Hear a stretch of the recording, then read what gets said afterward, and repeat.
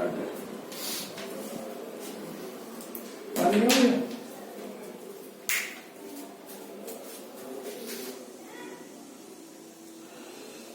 Hello students, welcome once again to the online classes of St. Angel Public School. Student, today we are going to start a new chapter, change in profit sharing ratio. बेटा change in profit sharing ratio क्या है इसको जानने से पहले एक word है reconstitution of partnership, इसको जान लेना जरूरी है ना। और उसके पहले पार्टनरशिप को जानना जरूरी है। As we discuss earlier already, partnership is a relation between two और more person who are agreed to share the profit and loss of a business carried by all of them और any one of them acting for all. यानी partnership एक relation है दो या दो से ज्यादा पर्सन के बीच जिसमें वो प्रॉफिट और लॉस को आपस में डिस्ट्रीब्यूट करने के लिए एग्री हैं। ठीक है, उस बिजनेस के प्रॉफिट लॉस को वो जो बिजनेस उन सब के द्वारा चलाया जाता है या उन सब की ओर से किसी एक के द्वारा ऑपरेट किया जाता है। ठीक है, तो बेटा हम पढ़ रहे हैं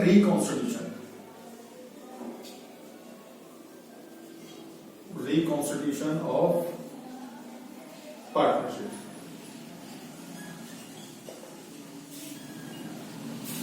बेटा हमने पढ़ा था कि जो पार्टनर्स होते हैं उनके बीच में म्यूचुअल एग्रीमेंट होता है, रिटन ओरल फॉर्मेट में हो सकता है ना, जिसको हम पार्टनरशिप डीड बोलते हैं। तो बेटा रिकॉन्स्टिट्यूशन का मीनिंग है अल्टर इन डीड, कि जो डीड है हमारे पास, जो डीड है उसमें कोई अल्टर्स या चेंजेस अगर हम करते हैं तो इसको हम बोलते हैं रिकॉन्स्टिट्यूशन पार्टनरशिप। ठीक है, यानी कि जब जब पार्टनर्स के बीच का म्यूचुअल एग्रीमेंट चेंज होता है, नया एग्रीमेंट उसकी जगह आता है, तो इसको हम रिकॉन्स्टिट्यूशन ऑफ पार्टनरशिप कहते हैं। ठीक है, अब देखो बेटा रिकॉन्स्टिट्यूशन ऑफ पार्टनरशिप कब कब होगा, कैसे कैसे हो सकता है। बेटा कुल मिलाकर इसकी 5 कंडीशन हैं जिनकी वजह से रिकॉन्स्टिट्यूशन ऑफ पार्टनरशिप होता है। ठीक है, यानी कि एक नया एग्रीमेंट पार्टनर्स के बीच में बनता है। ठीक, ये हम सब जानते हैं कि कोई भी एग्रीमेंट जो होते हैं या जो लीगल डॉक्यूमेंट्स होते हैं उनमें कटिंग अलाउड नहीं होती।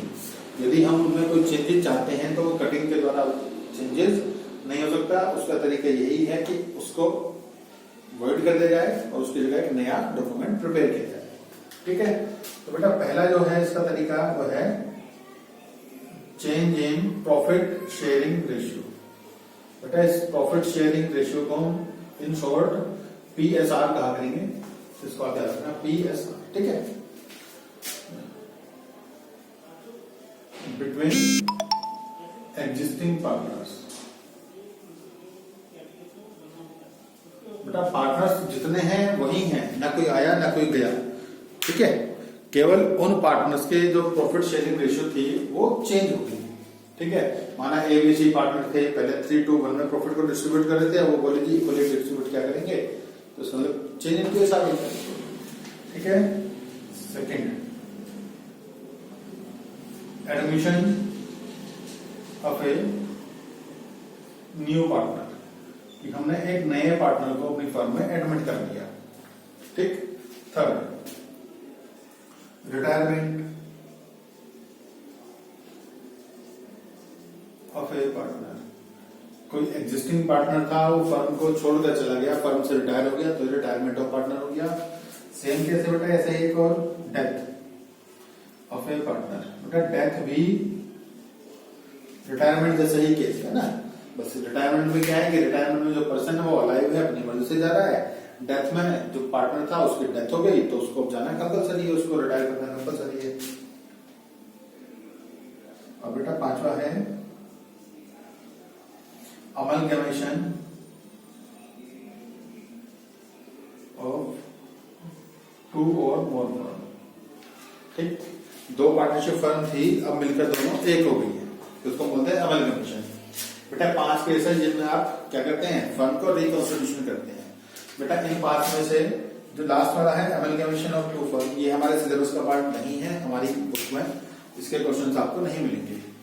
लेकिन बाकी जो 4 है बेटा ये सब आपके सिलेबस का पार्ट है, ये सारी की सारी हमारे पार्टनरशिप में है।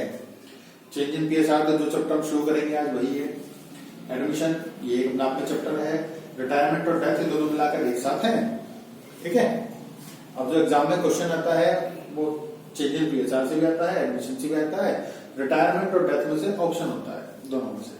रिटायरमेंट कभी कभी डेथ और कभी कभी दोनों का क्वेश्चन होते हैं, लेकिन चॉइस में होते हैं कि या तो ये कर लें या तो ये कर लें।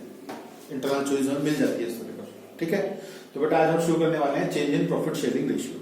ठीक है, कि जो एग्जिस्टिंग पार्टनर हैं उनके बीच का जो प्रॉफिट शेयरिंग रेशियो है वो चेंज हो रहा है।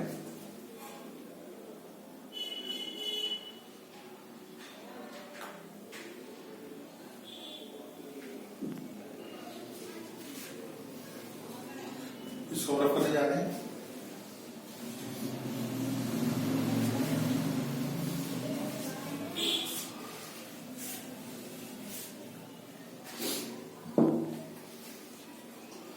Let's start.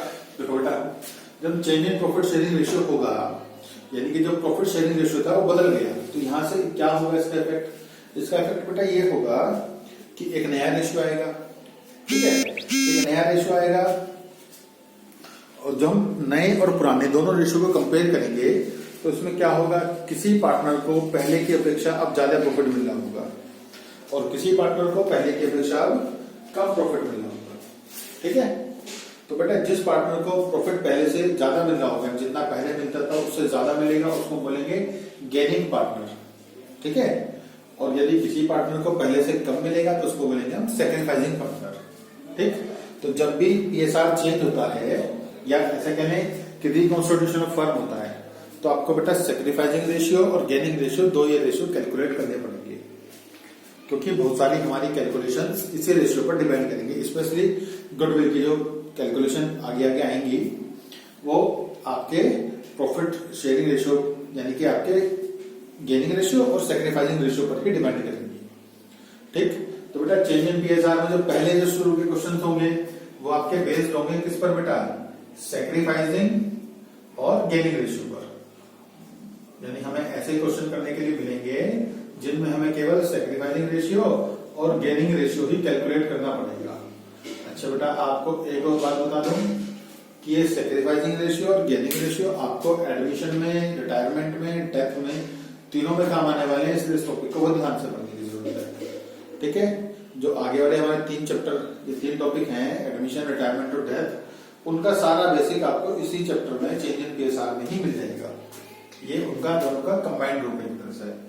दूसरा बेटा हमें काम करने को मिलेगा इसमें ट्रीटमेंट ऑफ गुडविल, कि जो पार्टनर्स की गुडविल है उसका ट्रीटमेंट हमें यहां देना पड़ेगा। ठीक है, जो बेटा पार्टनर की गुडविल है इसका treatment sacrificing ratio, gaining ratio के बेस पर ही होगा। थर्ड है बेटा,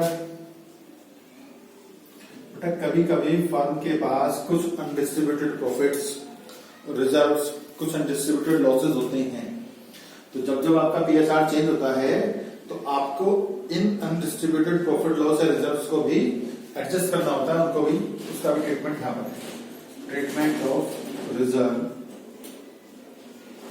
एंड अनडिस्ट्रीब्यूटेड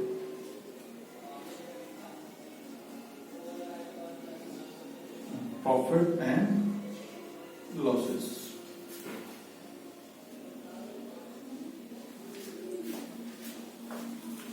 बेटा फोर्थ पॉइंट है आपका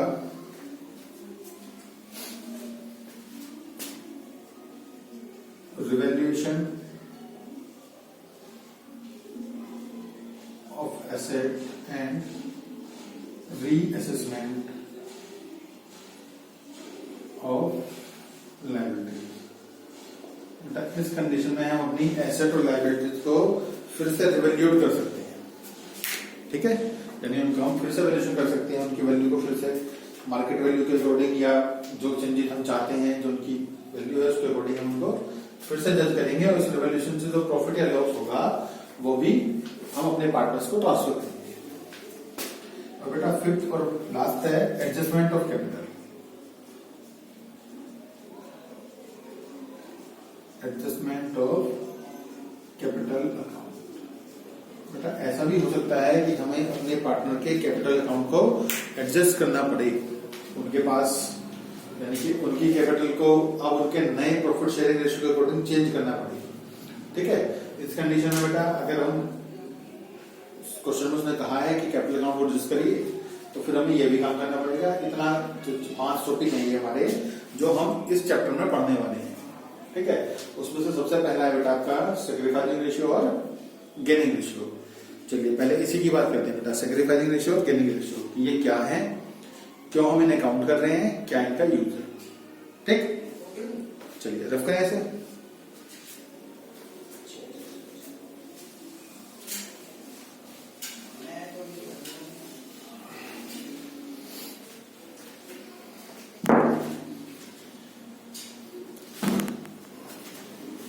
देखो बेटा एग्जांपल में लेते हैं, late A, B and C are partners and distributed profit and loss in 5:4:3 और जैसे अब इसको बोलेंगे 5, 3 और 2, ठीक है बेटा। A, B, C तीन पार्टनर हैं, 5, 3, 2 के रेशियो में प्रॉफिट को डिस्ट्रीब्यूट कर रहे थे। इसे आप 4, 3, 2 लिख देते हैं। 4, 3, 2 के रेशियो में प्रॉफिट को डिस्ट्रीब्यूट कर रहे थे, ठीक है। They decide that new sharing ratio वो होगा बेटा इक्वली, इट मीन्स 1:1:1, ठीक। ए बी सी तीन पार्टनर हैं, पहले प्रॉफिट को 4, 3, 2 रेशियो में डिस्ट्रीब्यूट करते थे। अब उन्होंने तय किया कि वो आगे से प्रॉफिट को इक्वली डिस्ट्रीब्यूट करेंगे, यानी 1:1:1। बेटा इसको हम जरा और ठीक करके लिखें 4, 3, 2 को, तो 4/4 और 3 7 and 2 9, 4/9, 3/9 and 2/9, ठीक है बेटा। इसको हम ऐसे ठीक करके लिखेंगे तो ये होगा आपका 1/3 into 1/3 into 1/3, सही। चलो एक बार क्या करते हैं, दोनों के बेस सेम करते हैं, फिर कंपेयर करते हैं क्या होगा ये। देखो बेटा हम 9 को तो 3 कर नहीं सकते, लेकिन 3 का 9 कर सकते हैं। तो हमने क्या किया, ऊपर भी और नीचे भी 3 से मल्टीप्लाई कर लिया है, तो यानी कि आपका रेशियो जाएगा 3/9 into 3/9 into 3/9। देखो बेटा इक्वल है, इक्वल का आता है, इक्वल ही है क्योंकि सेम है, सही। अब जरा इनको हम ऐसे ऑर्डरली कंपेयर करते हैं। देखो ए को पहले मिलते थे कितने, 4 हो गए, कितने में से बेटा 9 में से। अब कितने मिला करेंगे, 9 में से 3। हम दोनों को कंपेयर करें तो बता सकते हैं कि ए का रेशियो पहले से इंक्रीज हो गया कि डिक्रीज हो गया। निश्चित बात है पहले से डिक्रीज हो गया, 4 की जगह 3 मिलने लगे।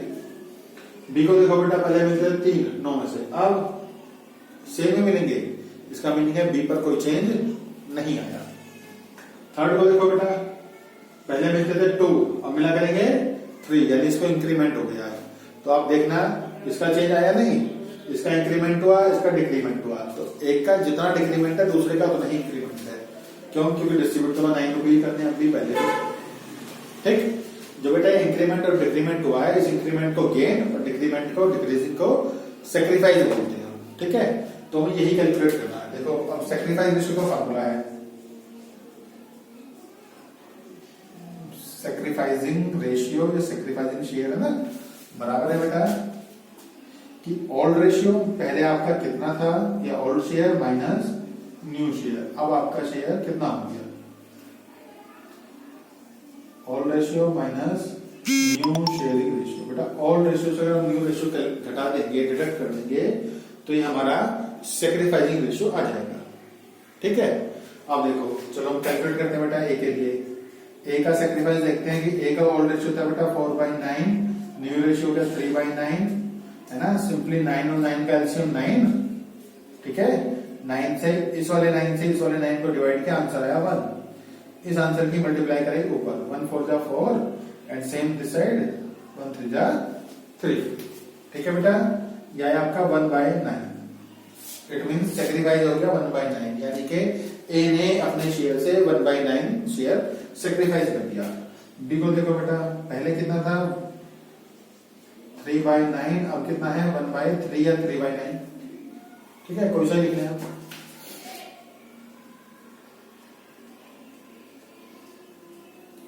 चलो सीधे 3/9 लिख लेते हैं क्योंकि हमने बना तो लिया ही है। एलसीएम बेटा 9 और 9 का फिर से 9, तो 3 - 3 it means 0/9। It means B को कोई सैक्रिफाइस नहीं हुआ, बी ने अपने शेयर से कुछ भी ट्रांसफर नहीं किया। सी देखो बेटा, सी को पहले रेशियो था 2/9, न्यू रेशियो क्या 3/9, तो एलसीएम लेंगे 9, ये 2 माइनस के 3 बराबर, यानी कि माइनस के 1/9। बेटा जो सी का सेक्रीफाइस है वो माइनस में है, माइनस में है, इसका मतलब है क्या है, ये सेक्रीफाइस नहीं है, क्या है, गेन है। तो हम इसको लिखिए, आगे लिख देंगे गेन। ठीक है, यानी कि जो ए है वो 1/9 शेयर सेक्रीफाइस कर रहा है, और जो बी है वो कुछ भी सेक्रीफाइस नहीं कर रहा, और जो सी है वो 1/9 शेयर गेन कर रहा है। बात क्लियर हुई? चलो आज के लिए इतना ही है ना, कल हम इस पर बेस्ड और क्वेश्चन करेंगे। ठीक है, तब तक के लिए टेक केयर।